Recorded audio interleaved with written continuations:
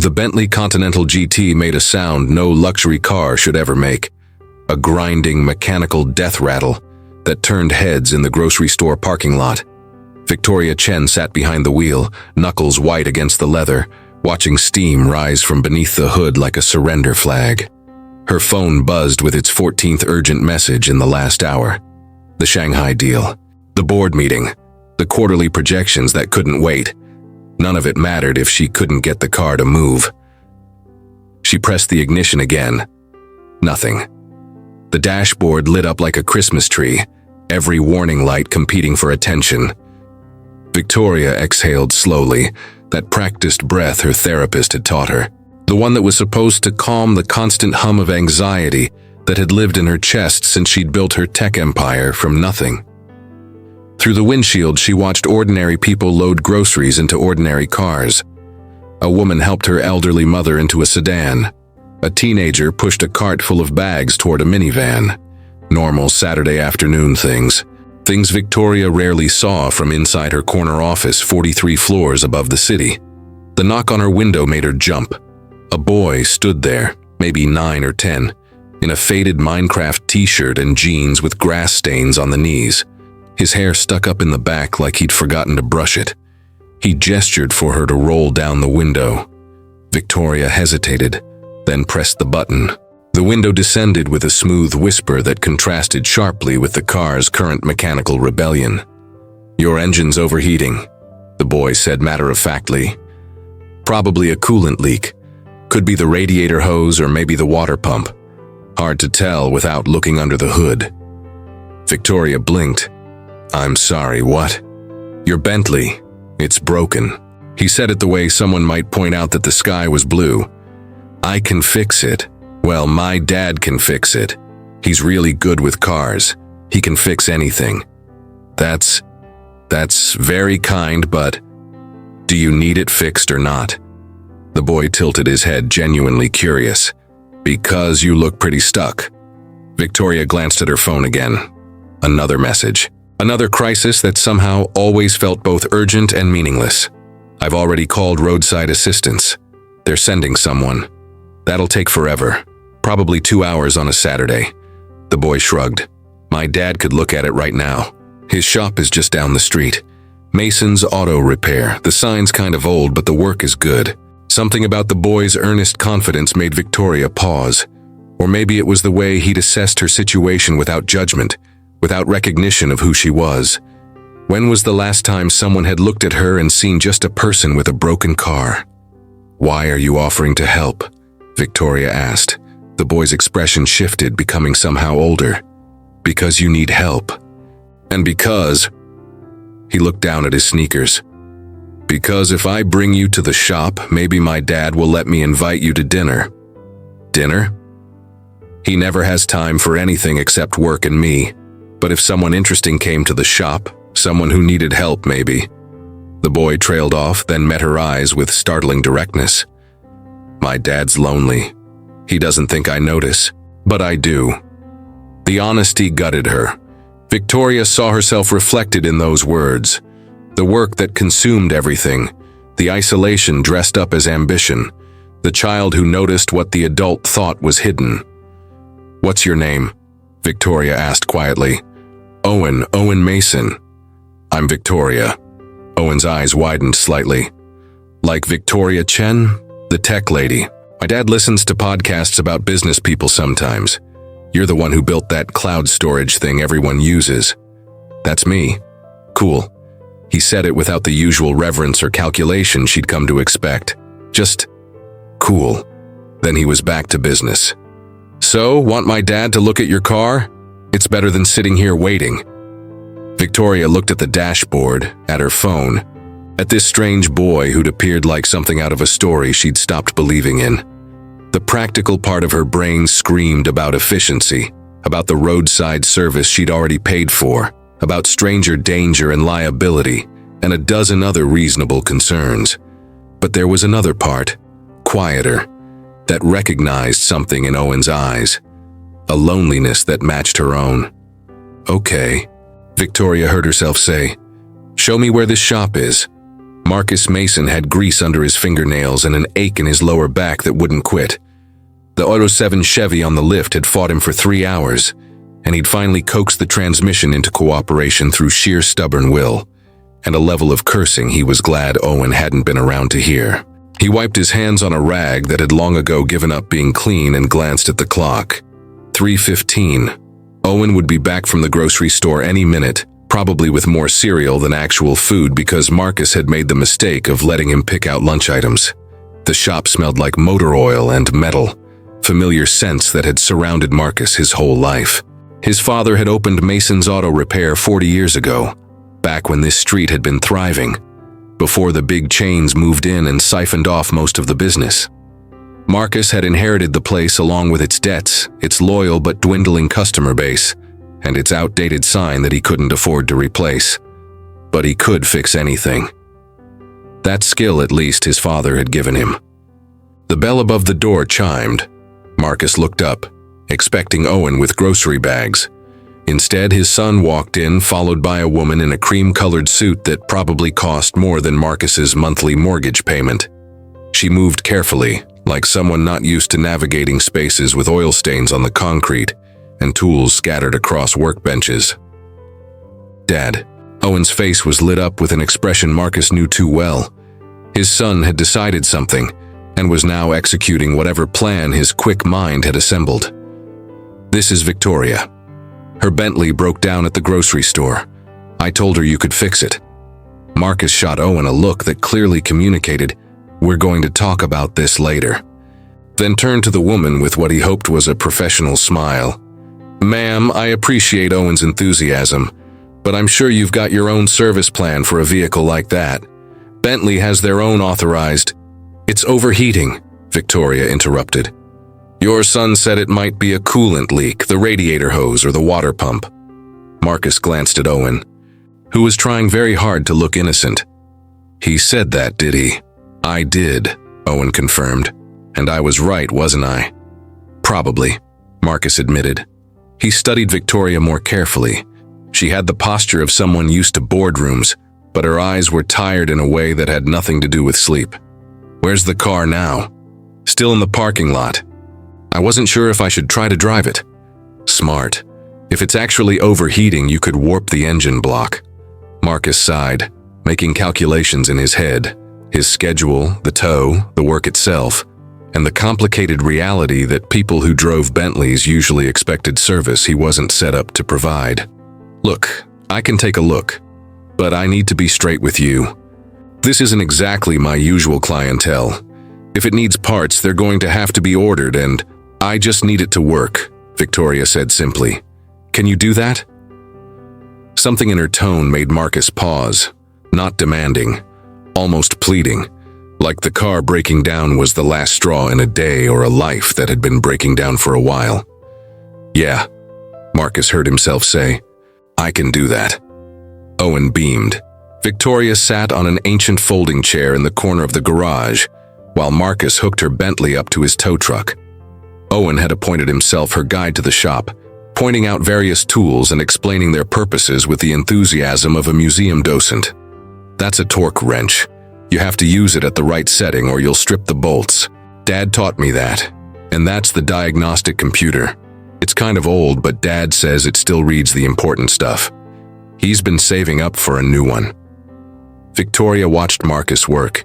He moved with the efficiency of someone who'd performed these tasks thousands of times. No wasted motion, no hesitation.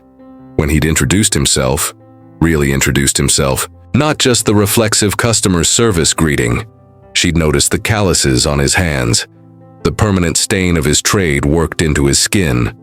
She'd built a company worth billions by understanding people, by reading what they needed before they knew it themselves.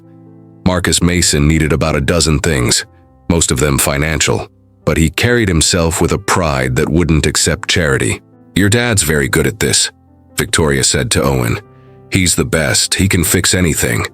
Owen paused. "Well, almost anything. He can't fix my mom being gone." Victoria's breath caught. "Owen, it's okay. She didn't die or anything, she just left, 3 years ago. She said she wasn't ready to be a mom." Owen relayed this information in the careful, practiced way children speak when they've had to explain a complicated adult situation too many times. Dad says it wasn't my fault, that some people just aren't built for the family thing, but I think it made him sad for a long time. I'm sure it did. Are you married? Owen asked with the blunt directness of childhood. No. Ever? No. How come? Victoria considered her answer. She could give him the polished version she gave interviewers, the story about focus, about building something meaningful, about not having time for relationships when you're changing the world. Instead, she said, I was scared, I think, that if I let someone in, really in, I'd lose myself somehow. Like I could either be successful or be loved, but not both. Owen absorbed this with the seriousness of someone much older.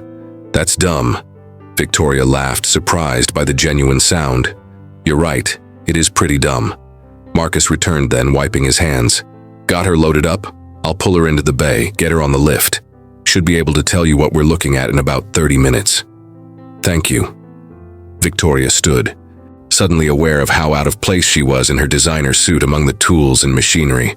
I can wait, or I can come back. Stay, Owen interjected quickly. You can have dinner with us. Right, Dad. I was going to make spaghetti.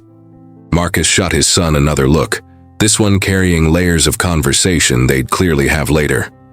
Owen, Ms. Chen probably has plans. Actually, I don't. The words came out before Victoria could stop them.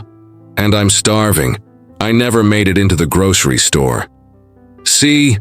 Owen looked triumphant. It's perfect. Nothing about the situation was perfect. Victoria could see the hesitation in Marcus's eyes, the same pride that had already flagged him as someone who wouldn't accept easy help. She was invading his space, disrupting his Saturday, creating an obligation he hadn't asked for. But Owen looked so hopeful, and Victoria couldn't remember the last time someone had invited her to dinner just to have dinner. Not to network, not to negotiate, just to sit together and eat. Just spaghetti, she said quietly, meeting Marcus's eyes. Nothing fancy. Marcus held her gaze for a long moment, and Victoria saw him making the same calculation she had in the parking lot. The practical concerns warring with something deeper, something human. Okay, he said finally, but Owen's cooking, so adjust your expectations accordingly. Owen pumped his fist in victory. The apartment above the shop was small but clean, full of the particular kind of organized chaos that came from two people living in close quarters. School papers covered the refrigerator. A basketball sat in the corner next to a stack of library books. The kitchen table was scarred wood that had seen better decades, but someone had set it carefully with mismatched plates and actual napkins. Victoria stood in the doorway, feeling like an anthropologist who'd stumbled into a world she'd only read about. You can sit down, Owen called from the kitchen, where he was pulling out a pot. Dad'll be up in a minute. He's just finishing the diagnosis. Victoria sat, watching Owen move around the kitchen with practiced competence. He filled the pot with water, set it on the stove, turned the burner to high, pulled out a jar of sauce, a box of pasta, a colander. You do this often? Victoria asked. Couple times a week. Dad teaches me stuff. He says I need to know how to take care of myself. Owen paused, then added, and I think he likes that I can help. He works a lot. What grade are you in? 5th. I like it okay. Math is easy. History is boring.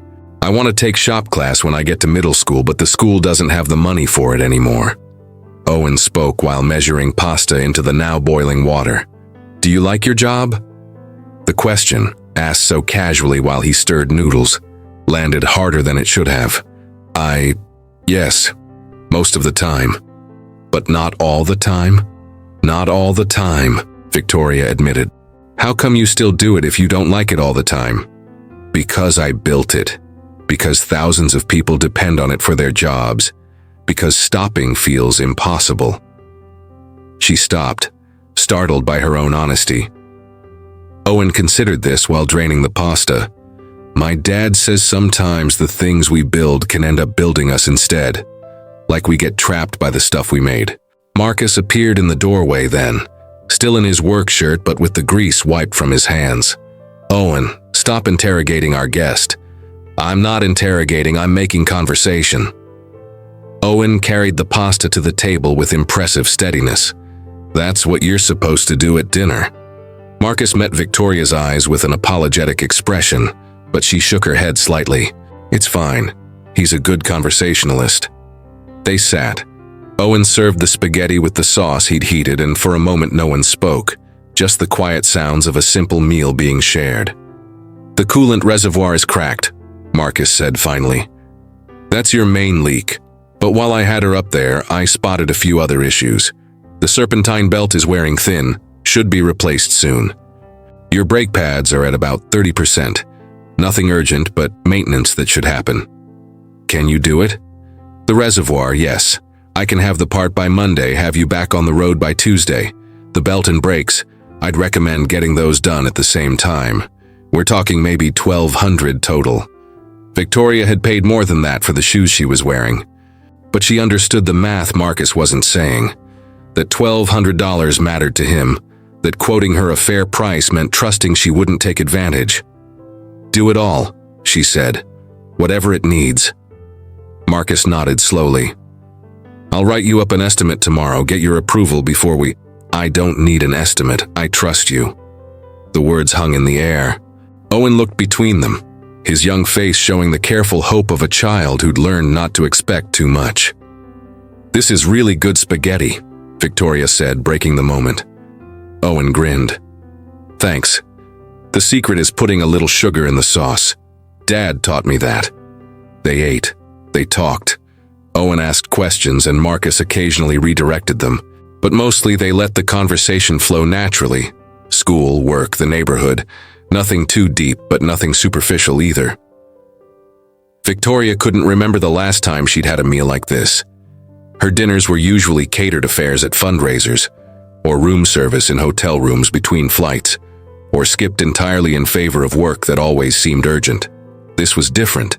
This was people sitting together because they wanted to, not because they had to.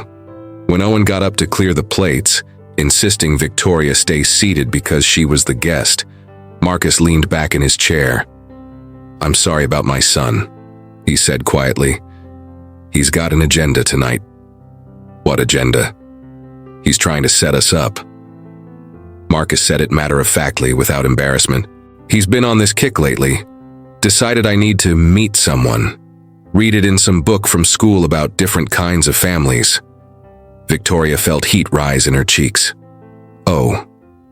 I told him it doesn't work that way, that adults don't just meet and decide to be together like some kind of business arrangement, but he's persistent. He's worried about you, I know." Marcus ran a hand through his hair. "And he's not wrong. I am lonely, but that's not something you fix by recruiting random women whose cars break down." "Even random billionaire women?" Marcus met her eyes. "Especially them. No offense, but we're from different worlds. You're sitting here being polite, but in a few days you'll be back to whatever your real life is, and will be a weird story you tell at parties." The assessment wasn't wrong, but it stung anyway, mostly because Victoria could hear the resignation in his voice, the certainty that nothing good could come from this intersection of their lives. "What if I don't want it to be a weird story?" Victoria said quietly. Owen returned before Marcus could respond, carrying 3 bowls of ice cream that he distributed with ceremony. "Dessert is served." They ate ice cream. They talked about everything and nothing, and when Victoria finally called a car to take her back to her downtown apartment, Owen walked her to the door with the satisfaction of someone who'd successfully executed a plan. "Thanks for having dinner with us," he said. "Thank you for inviting me. Will you come back to pick up your car?" "Of course." "Will you come back even if you didn't have to pick up your car?"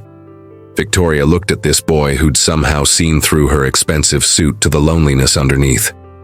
"I'd like that if your dad doesn't mind." "He won't mind," Owen said with certainty. "He pretends he doesn't need friends, but he does." Marcus appeared behind his son, resting a hand on Owen's shoulder. "That's enough matchmaking for one night, kid." But when Victoria met his eyes, she saw something there that hadn't been present before. A cautious curiosity, a door not quite opened, but no longer fully closed. Victoria returned on Monday, earlier than necessary. She told herself it was about the car, about checking on the progress, about being efficient. She knew she was lying. Marcus was under a Honda Civic when she arrived, just his legs visible. Owen sat at a makeshift desk in the corner, doing homework with a dedication that suggested his father's watchful eye, even when it wasn't currently visible. "Hi, Victoria." Owen hopped up immediately. "Your car's over there. Dad already got the parts. He's been working on it all morning." Marcus rolled out from under the Civic, stood, wiped his hands. Their eyes met and held for a beat too long. "You're early," he said. "I was in the neighborhood." "The neighborhood is downtown. This is 40 minutes away." "Okay, I wasn't in the neighborhood." The corner of Marcus's mouth twitched. "Coffee's in the pot. It's terrible, but it's hot." Victoria poured herself a cup from the ancient machine in the corner, and it was indeed terrible, but she drank it anyway while watching Marcus work on her car. He moved with that same efficient competence, explaining to Owen what he was doing in a running commentary that was clearly part of an ongoing education. "See how the coolant reservoir connects here. When it cracks, the pressure has nowhere to go. The engine overheats. Simple physics, but it can destroy the whole system if you're not careful." Owen listened intently, asking questions that showed he understood more than most adults would. Victoria found herself staying longer than she'd planned, sitting on that same folding chair, answering Owen's occasional questions and watching Marcus transform her broken machine back into something functional. When another customer arrived, an elderly woman with a Buick that was making a funny noise, Victoria watched Marcus's entire demeanor shift into gentle patience. He listened to her describe the sound with the seriousness of someone being told about a life-threatening condition, then assured her he'd take a look. "Mrs. Patterson's been coming here since my dad ran the place," Marcus told Victoria after the woman left. "Her car's older than Owen. I keep it running because it's all she has." "Do you charge her?" "Enough to cover parts. She's on a fixed income." He said it without self-congratulation, just fact. That's how this place works. We take care of people, even when it doesn't make business sense. Especially then. Victoria thought about her company, about the ruthless efficiency of quarterly earnings and shareholder value. She'd built something enormous, but she couldn't remember the last time she'd taken care of someone just because they needed it. "Your car's done," Marcus said later, lowering it from the lift. "Want to test drive it? Make sure everything feels right." They drove together, Marcus in the passenger seat, pointing out what he'd fixed and how it should perform. The Bentley purred like it had never been sick, responsive and smooth. "It drives like new," Victoria said. "It should. You take care of a machine, it takes care of you." They pulled back into the shop lot. Victoria turned off the engine but didn't move to get out. "Can I ask you something?" she said. "Sure. Why did you really let me stay for dinner on Saturday?" Owen's plan was pretty transparent. Marcus was quiet for a long moment. "Because you looked like I feel sometimes. Like you'd forgotten what it was like to just be a person, not a job title or a responsibility. And because Owen was right, I am lonely. But I'm also careful, got a kid to think about. I would never, I know, I can tell, you're..." He paused, choosing his words. "You're real, even with all the money and success. There's something real in there." Victoria's throat tightened. "No one's called me real in a long time." "Maybe you've been around the wrong people." They sat in the Bentley, two people from completely different worlds, feeling the strange pull of recognition. "I'd like to see you again," Victoria said. "And not because my car is broken." "Why?" "Because when I'm here, I remember what it feels like to be human. Because your son is one of the smartest people I've ever met and you're raising him right. Because..." She stopped, then finished honestly. "Because I haven't wanted to spend time with someone in years, and I want to spend time with you." Marcus looked at her steadily. "I can't be your project. I can't be the interesting normal guy you slum with to feel grounded. I know. And I don't have time or energy for games. Owen comes first, always. I wouldn't expect anything else. We live in different worlds, so we'll build a bridge." Marcus almost smiled. You make it sound simple. Maybe it is simple. Maybe we just make it complicated. Victoria reached for the door handle, then stopped. Have dinner with me. A real date. Somewhere nice. Let me show you my world and you can decide if there's room for bridges. When? Friday. I'll need to find a sitter for Owen. Bring him. Marcus raised an eyebrow. You want my 10-year-old son to come on our first date? He's the one who got us here. Seems only fair. Victoria smiled. Besides, I like him. He's honest. He's a pain in my neck. He's wonderful. Marcus held her gaze and Victoria saw him make the decision before he spoke it. Okay, Friday. But somewhere Owen can eat normal food. None of that fancy restaurant stuff where they serve foam. Deal. Victoria got out of the car, paid with a credit card that didn't even blink at the amount, and watched Marcus and Owen wave as she drove away. Her phone immediately erupted with messages. The Shanghai deal needed attention. The board wanted answers. 100 urgent matters competed for her focus. But for the first time in years, Victoria felt like she had something to look forward to that wasn't about business. Friday arrived with the particular anxiety that comes from wanting something to go well. Victoria changed outfits 3 times before settling on designer jeans and a cashmere sweater. Nice enough to show effort.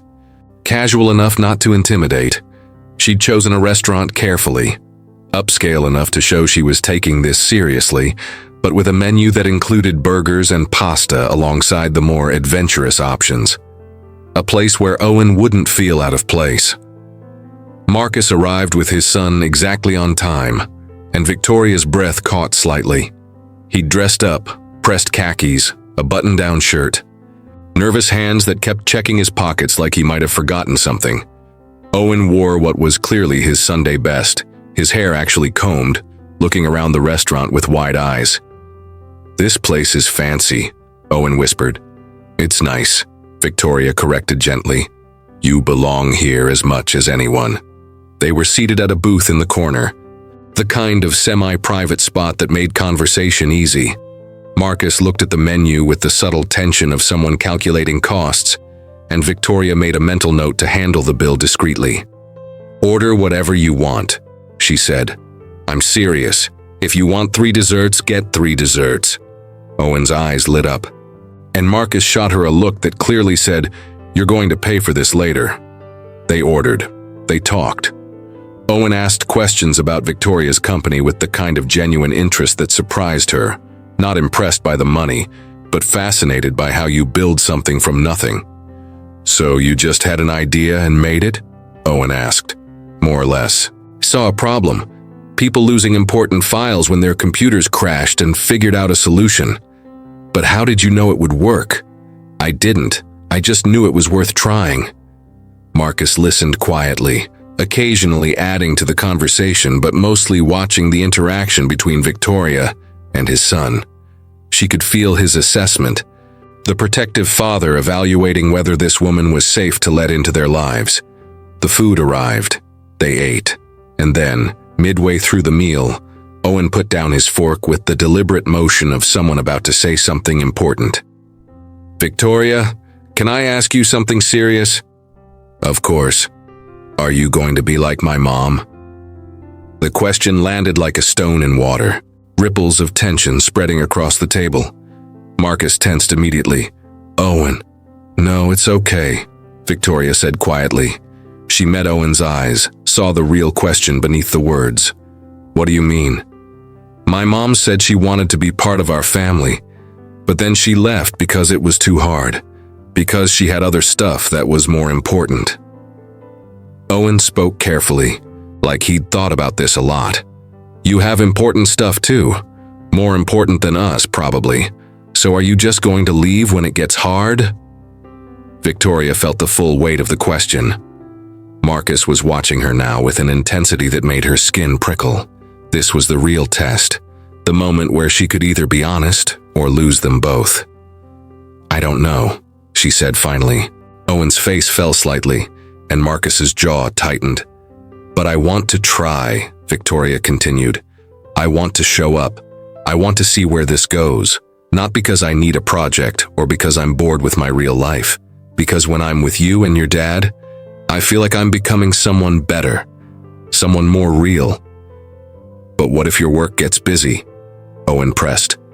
Then I'll figure it out. I'll make time. Because that's what you do for people who matter. How do we know we matter? You won't. Not at first. You'll have to trust me and I'll have to prove it. Victoria looked at Marcus, then back to Owen. I'm scared too. I'm scared I'll mess this up because I don't know how to be part of something like this. But I'm more scared of not trying. Owen absorbed this with his usual seriousness. Then he looked at his father. What do you think, Dad? Marcus was quiet for a long moment. When he spoke, his voice was rough. I think Victoria's being honest, and I think honest is a good start. The tension broke. Owen smiled, satisfied, and returned to his dinner. But under the table, Marcus's hand found Victoria's and squeezed gently. They finished the meal. They ordered dessert. Owen got 2, Victoria and Marcus shared 1. They talked about small things, easy things, building the foundation of what might become something real. When they left the restaurant, Owen ran ahead to look at a fountain in the plaza, giving the adults a moment alone. He likes you, Marcus said. I like him. I like you too. This is complicated. I know. I don't do halfway. If we're going to try this, really try it, you need to be all in. Owen can't handle another person walking away. I'm not walking away. You say that now. Victoria kissed him. Not a passionate movie kiss, but something gentler. A promise, a question, a leap of faith all in one. When they broke apart, Marcus was staring at her with surprise. I'm not walking away, Victoria repeated. I'm jumping in, both feet, terrified out of my mind, but jumping. Marcus kissed her back, and it felt like coming home. The next 3 months didn't transform their lives into a fairy tale. Victoria still worked brutal hours. Marcus still struggled with bills and repairs and the constant worry of single parenthood. They existed in separate worlds that didn't easily merge, but they built bridges. Victoria started spending Sundays at the shop, Owen teaching her about cars while Marcus worked. She learned to change oil, to check tire pressure, to diagnose simple problems. Her manicured hands got dirty, she liked it. Marcus came to one of Victoria's board meetings, sitting in the back, watching her command the room with the same competence he brought to his garage. Afterward, he'd told her she was magnificent. She'd cried in her office bathroom, overwhelmed by being seen. Owen divided his time between them naturally, a bridge between worlds. He showed Victoria his favorite comic books and taught her to play video games she was terrible at. He asked Marcus to explain Victoria's work in terms he could understand, building his own understanding of both their lives. They had dinner together twice a week, sometimes at the apartment, sometimes at Victoria's place downtown, finding rhythms that worked. It wasn't perfect. Victoria missed an important school play because of a crisis in Tokyo. Marcus snapped at her once about not understanding what it was like to worry about money. They fought, made up, fought again, learned each other's edges and soft spots. But they showed up. Again and again, they showed up. 6 months after the Bentley broke down, Victoria found herself back in that grocery store parking lot, this time by choice. She'd picked up supplies for dinner, pasta, sauce, ingredients for the meal that had started everything. Her phone buzzed. The board. Another crisis. Another urgent matter that couldn't wait. Victoria looked at the message, then at the grocery bags in her trunk, then at the building across town where Marcus and Owen were waiting. She turned off her phone. Some things were more important than being reachable every second. Some things required presence, not efficiency. Some things, family, love, connection, couldn't be delegated or optimized or scheduled in 5-minute increments. She drove to the shop, parked the Bentley that now ran perfectly, and climbed the stairs to the apartment. Owen was at the table doing homework. Marcus was in the kitchen, attempting to cook something that smelled ambitious and slightly dangerous. They both looked up when she entered. "You're early," Marcus said, surprised. "I turned off my phone." "Is the world ending?" "Not yet." Victoria set down the grocery bags, kissed Marcus hello, ruffled Owen's hair. But even if it was, I'm here, that's what matters. Marcus's smile was worth every missed call, every ignored email, every urgent matter that would still be there tomorrow. Because this small apartment above a struggling repair shop, with a man who fixed broken things and a boy who'd seen through her armor, this was what she'd been looking for all along. Not success, not achievement, just this. Simple and real and here. Owen looked up from his homework. Victoria, can you help me with this math problem? Absolutely. She sat down next to him, looked at the equations, and felt something settle in her chest. A rightness. A belonging. Outside, the city moved at its relentless pace. Deals were made and broken. Companies rose and fell. The world turned on its axis of ambition and achievement. But here, in this small room with mismatched furniture and the smell of slightly burnt dinner, Victoria had found something more valuable than any empire. She'd found home. And it had started with a broken car and a boy brave enough to ask for what he needed. Not just for himself, but for his father. A boy who understood that sometimes fixing what's broken isn't about machines at all. It's about people. About showing up. About building bridges between worlds that seem too far apart to connect. About love that doesn't arrive perfectly, but arrives honestly. And sometimes, that's the only kind that lasts.